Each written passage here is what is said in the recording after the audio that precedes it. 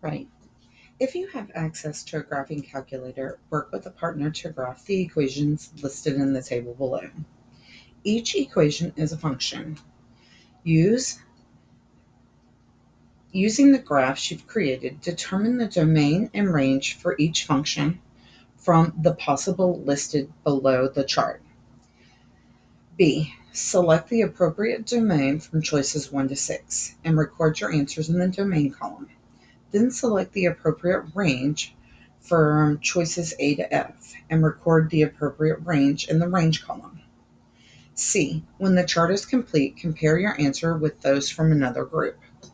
Well, we're going to do this as a whole group.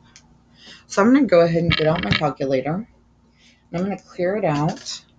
And I'm going to go to y equals, and I'm going to turn off my plot. But I really just want to make sure everything's cleared, okay? I'm going to start by typing in question number 1. Well, I don't have to put the y in because it already says y equals. So we're just going to put the negative 3x plus 4. And then I'm going to hit zoom, which is the middle key, right underneath. And we go zoom standard. So I go down all the way to where it says 6. And it's going to graph a pretty picture for me. Okay. All right. It looks like it is a linear function going straight down. Now, if it's a linear function, are there any maximums or minimums or restrictions on this graph? Shouldn't be. My domain should be all real numbers, and my range should be all real numbers. So I got 1A. All right, let's take a look at 2. Let's go ahead and plot that one. I cleared out my calculator. I'm going to go x to the second power minus 6x plus 5. And again, I'm going to go graph. Does it look like there's any restrictions on my x's? Nope, it looks like it continues on, right? So that's going to be all real numbers in my domain. But my question is, let's look at that range that we have. Looks like the smallest value is right there. Doesn't go below that. So it looks like y has got to be greater than or equal to some number. Now, just by looking at our possible choices, does it look like y does not equal 0? Nope, y equals 0, clearly right there. Okay, does it look like y must be greater than or equal to negative 4? Could possibly be. Is that y is greater than or equal to 0? No, because it goes into the negatives, right? Because that looks like it has a maximum. It says y has to be less than 20.25. I'm not seeing a maximum here. And this says y has to be greater than or equal to 3. So that means that it would have to stop right about there. So it looks like this has to be answer choice C. Again, I'm going to go back into y equals, and I'm going to clear out my calculator. And I'm going to do 9x minus x to the second power. And I'm going to graph that. Ooh.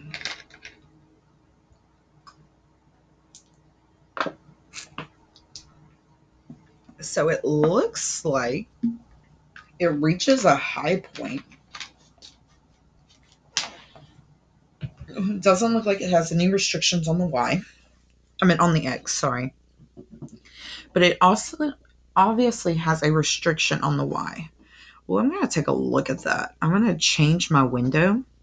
So I'm going to go to window, and I want to be able to see a little bit higher on my y-axis.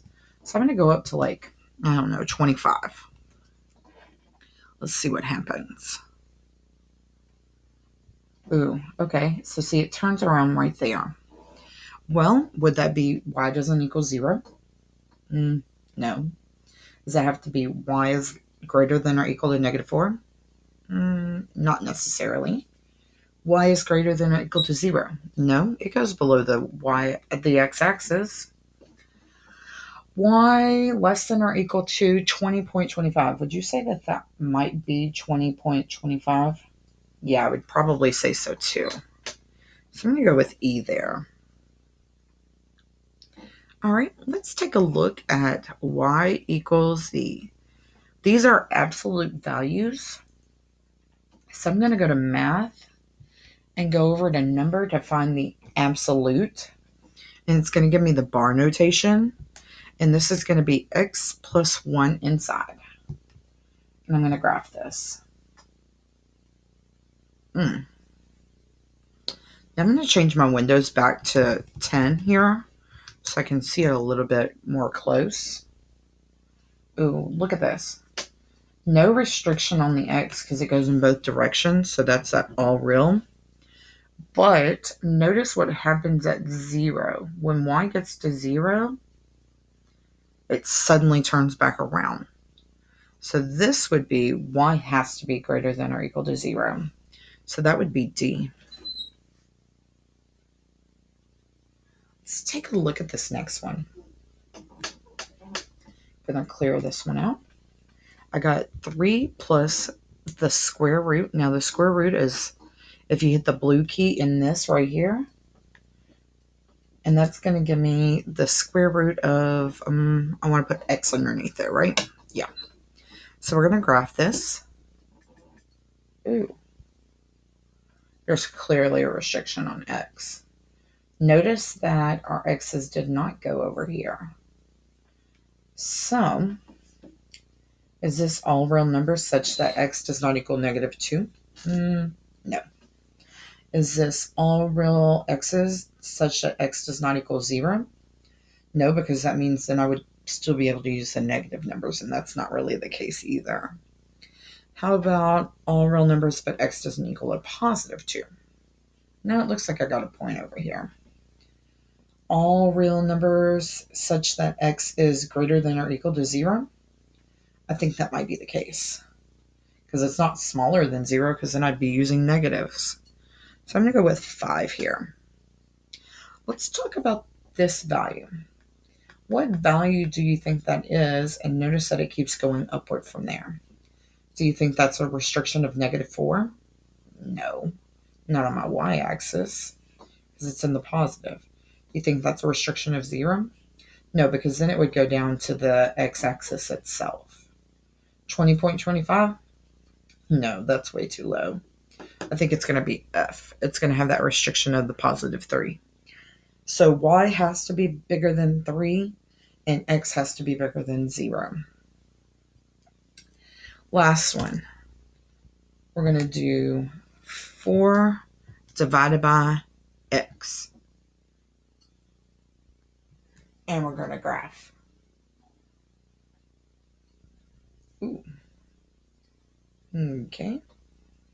So notice we've got a couple of splits here. I've got a split this way, and I've got a split this way.